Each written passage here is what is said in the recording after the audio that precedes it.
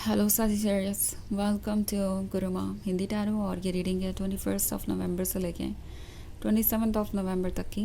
तो चलिए देखते हैं आपके लिए क्या मैसेजेस है इस वीक में एंड आप क्या एक्सपेक्ट कर सकते हैं अपनी लव लाइफ में। Messages for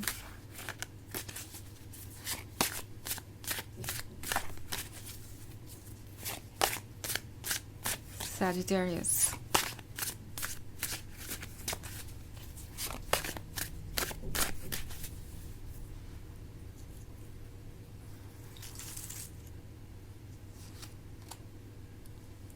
Queen of Pentacles, Queen of Wands, the Oak King and the Four of Wands. Okay. सो हमारे पास है किंग ऑफ पेंटिकल्स।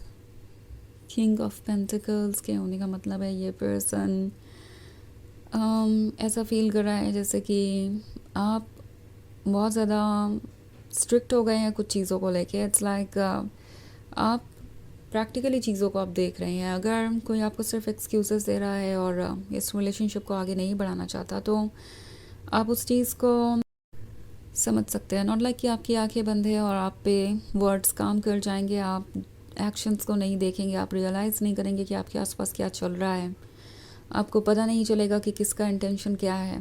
तो उन्हें लगता है कि अब आप ट्रुथ को पहचान गए हैं और आपका ये ट्रुथ को पहचानना उन्हें बहुत प्रॉब्लमेटिक लग रहा है बिकॉज उन्हें नहीं समझ में आ रहा कि वो इससे कैसे डील करें। लाइक अब अगर आप चाहते हैं कि वो आपको कमिटमेंट दे और वो दे नहीं सकते तो किस तरीके से वो इस रिलेशनशिप को कंटिन्यू करेंगे, बिकॉज उन्हें पता है कि इस रिलेशनशिप को कंटिन्यू करने से उन्हें कितना कुछ मिला है। लाइक क्वीन ऑफ वॉन्ड्स और किंग ऑफ पेंटिकल्स, और शुरुआत में क्वीन ऑफ पेंटिकल्स भी है। तो उन्हें पता है कि आप उनके लिए एक परफेक्ट मैच हैं, आपने हमेशा उनका साथ दिया है। अगर वो प्रैक्टिकल है, मैच्योर है, लाइक एक क्वीन ऑफ पेंटिकल्स वाली एनर्जी है, तो आप भी एक किंग ऑफ पेंटिकल्स हैं। एंड आप बिल्कुल उनके बराबर हैं, उनसे कम नहीं है। एंड कहीं ना कहीं ये बात इस पर्सन को बहुत डिज़ायरेबल लगती है, अच्छी लगती है, बट कभी कभी इस चीज़ से वो इंटिमिडेट भी हो जाते हैं कि अगर आप उनके बराबर हैं तो आप उनके कंट्रोल में नहीं रहेंगे या उनके उनके किसी तरीके के मैनिपुलेशन का या एक्सक्यूज़ का असर आप पे नहीं पड़ेगा। आप वो एक्सप्लेनेशंस नहीं सुनेंगे जो कि बिल्कुल पॉइंटलेस हैं और आप अच्छी तरीके से समझ सकते हैं कि क्या चल रहा है क्या नहीं। तो इन्हें दिखाई दे रहा है कि आप वाइज हैं, इतने वाइज है कि आप क्लियरली देख सकते हैं एंड आपको मोस्ट इम्पॉर्टेंटली किसी चीज़ से डर नहीं लगता। इट्स लाइक अगर वो इस रिलेशनशिप को प्रैक्टिकली कंसिडर कर रहे हैं और इमोशनली ये आपसे डिस्कनेक्टेड है, बिकॉज आपको ऐसा फील हो सकता है कि ये सिर्फ अपने पर्सपेक्टिव से ही सोच रहे हैं, सेल्फ सेंटर्ड हो गए हैं और इमोशनली आप पे क्या गुजर रही है, आप कैसा फील कर रहे हैं, इस बात से उन्हें फ़र्क नहीं पड़ता। लाइक एक्सक्यूज़ेस दे रहे हैं कमिटमेंट के बजाय। तो उन्हें दिखाई दे रहा है कि आप डेफिनेटली अपने लिए स्टैंड कर सकते हैं। मे बी आप इमोशनली डीप हो सकते हैं, आप उनसे कनेक्टेड हो सकते हैं, बट इसका मतलब ये बिल्कुल भी नहीं है कि आप प्रैक्टिकल डिसीजंस नहीं ले सकते। एंड क्वीन ऑफ वॉन्ड्स उन्हें कॉन्फिडेंट दिख रही है, गॉर्जियस दिख रही है। क्वीन ऑफ वॉन्ड्स के अंदर वो परफेक्शन है जो उन्हें चाहिए, जो उन्हें अट्रैक्ट करता है। But then at the same time queen of wands intimidating है क्योंकि वो फियर्स है, अपने लिए स्टैंड कर सकती है, चूज़ कर सकती है वो जो वो डिज़र्व करती है, वो इंडिपेंडेंट है। सो कहीं ना कहीं इन्हें इस चीज़ को लेके थोड़ा सा डाउट है कि क्या वो आपके जैसे पर्सन के साथ अपने लाइफ को कंटिन्यू कर सकते हैं, इवन इफ़ आप उनके लिए परफेक्ट है तो भी। क्या ये परफेक्शन उन्हें महंगा पड़ेगा। इट्स लाइक वो ये इंटेंशन रखते हैं कि किसी भी रिलेशनशिप में उन्हें डोमिनेंट होना चाहिए या उनका ओपिनियन ही सबसे ज़्यादा मैटर करना चाहिए। बट आपके साथ अगर वो रिलेशनशिप में रहते हैं तो आपका भी अपना एक ओपिनियन होगा। आप ये ज़रूर नोटिस करेंगे कि आपका लव रेसिप्रोकेट हो रहा है या नहीं, और ये चीज़ इस पर्सन को इरिटेट करती है।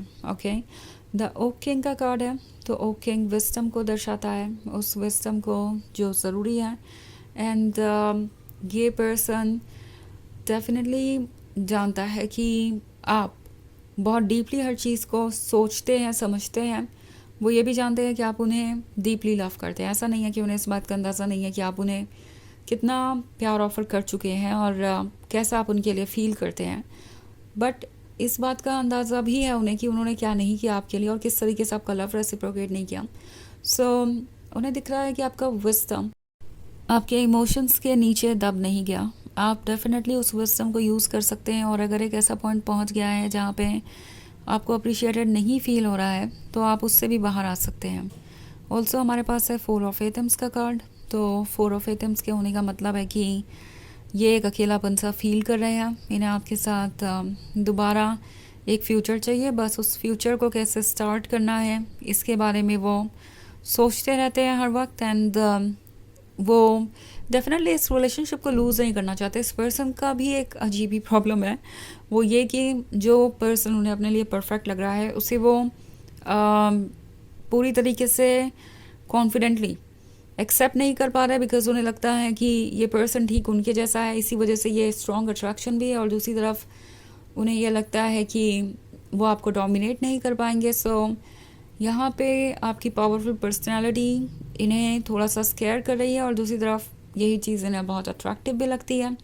सो ये जो 4 ऑफ एटम्स वाला कार्ड है ये उनके उस फेज़ को दर्शाता है जहाँ उन्हें सोचने की ज़रूरत है और एग्जैक्टली वही वो कर रहे हैं।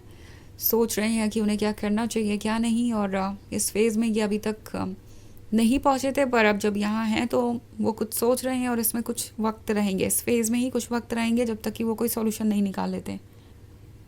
तो चलिए आगे बढ़ते हैं और देखते हैं आपके लिए और क्या मैसेजेस हैं। Messages for Sagittarius, queen of Adams, the hunt god, 7 ऑफ wands, page of Adams and the ace of Adams. Okay, so queen of Adams है, उन्हें दिख रहा है कि आप अपसेट हैं ऑलरेडी। आप उनके इस बिहेवियर से अपसेट हैं कि वो आपके लव को रेसिप्रोकेट नहीं कर पाते, अपने पर्सपेक्टिव से ही चीज़ों को देखना चाहते हैं। आपके यस या नो का उन पे कोई असर नहीं होता। एंड आपके ओपिनियंस जैसे हमेशा ही वो प्रूव करना चाहते हैं कि उनसे कम इम्पॉर्टेंट है। सो उन्हें दिख रहा है कि क्वीन ऑफ एटम्स अपसेट है, वो स्टबन उन्हें नज़र आ रही है, बिकॉज अभी भी वो यही चाहते हैं कि आप एडजस्टमेंट्स करें। बट उन्हें एक बात क्लियरली पता है कि क्वीन ऑफ एटम्स लॉयल है, डेडिकेटेड है और एक डिवोटेड लवर है, तो इसीलिए वो क्वीन ऑफ एटम्स को लेट गो भी नहीं कर पा रहे। दूसरी तरफ है the haunt God. The haunt God आपसे कह रहा है कि अपनी मन की आवाज़ को सुनिए। ये आवाज़ आपको गाइड कर रही है, ये आपको कॉल कर रही है, ये आपको बताना चाहती है कि आप क्या डिज़र्व करते हैं और क्या नहीं, और आपको क्या करना चाहिए। सो ये जो पेज ऑफ एटम्स वाला कार्ड है ये आपसे कह रहा है कि आप कैपेबल हैं वो सब कुछ मैनिफेस्ट करने में जो आप चाहते हैं। सो केयरफुली चीज़ों को मैनिफेस्ट कीजिए, बिकॉज ये आपके लाइफ पे लॉन्ग टर्म इम्पैक्ट डालेगा। दूसरी तरफ एस ऑफ एटम्स भी है हमारे पास, तो ये साइलेंट हो सकते हैं किसी टॉपिक पे, या पूरी तरीके से आपको साइलेंट ट्रीटमेंट दे रहे हो सकते हैं और आप परेशान हैं इस चीज़ से। तो डेफिनेटली ये एक टॉक्सिक बिहेवियर हो सकता है जिससे आपको रीड करने की ज़रूरत है और उसके अकॉर्डिंग एक्ट करने की ज़रूरत है। नाउ 7 ऑफ wands का कार्ड है, तो कोई नया फेज स्टार्ट होने वाला है आपकी लाइफ में और टैरो आपसे कह रहा है कि शुरुआत भले ही बहुत ही स्ट्रेंज तरीके से हो, मगर ये शुरुआत आपके लिए बहुत सारे अपॉर्चुनिटीज़ लेकर आएगी। ओके, सो जो हो रहा है उसे प्रैक्टिकली कंसिडर कीजिए और उसके अकॉर्डिंग डिसीजंस लीजिए। तो चलिए आगे बढ़ते हैं और देखते हैं आपके लिए ऑरेकल मैसेज क्या है।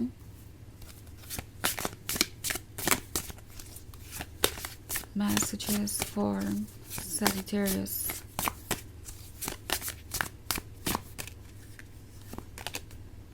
Butterfly, embrace change, it leads to beauty। Okay, तो ये कार्ड भी आपको वही मैसेज दे रहा है, चेंज को आने दीजिए और चेंजेस ब्यूटीफुल चीज़ें लेके आएंगे आपकी लाइफ में। चेंज डिफ़िकल्ट है, लाइक एक बटरफ्लाई को भी विंग्स डेवलप करने में टाइम लगता है, बट अगर ये टाइम आप इन्वेस्ट करेंगे अपने ऊपर तो आप डिसअपॉइंट नहीं होंगे। यूनिवर्स आपको डेफिनेटली आपके विंग्स देगा जिससे आप जैसे चाहे वैसे यूज़ कर सकते हैं और जो चाहे वो क्रिएट कर सकते हैं।